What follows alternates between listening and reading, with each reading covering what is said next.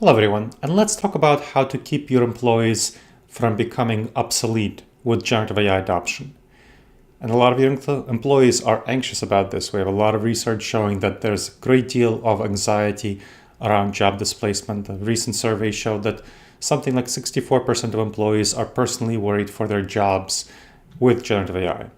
So, how do you keep them from becoming obsolete? You need to have them practice continuous learning. Leaders must prioritize continuous learning to ensure that their employees do not become obsolete in the generative AI age.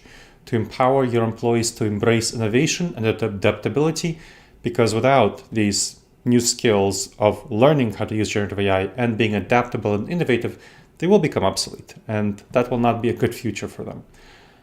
You need to inculcate a growth mindset, meaning a belief that abilities in generative AI can be developed through dedication.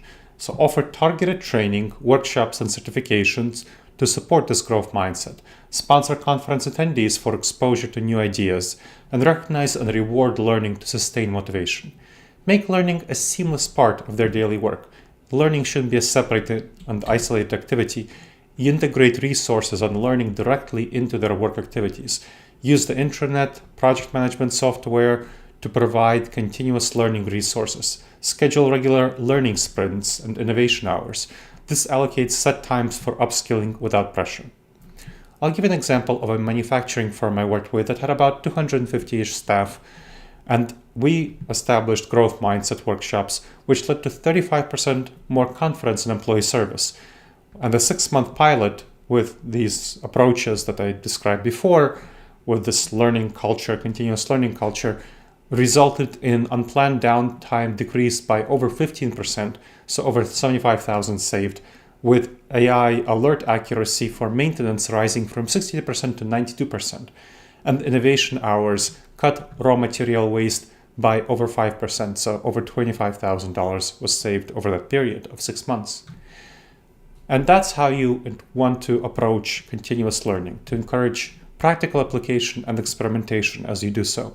Employees should apply the new generative AI knowledge immediately.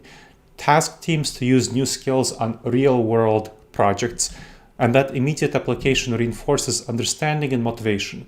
Create a safe environment that supports experimentation for people to try out new things and feel psychologically safe that it's okay if they fail as long as they learn something, and use sandbox environments to test tools before deployment.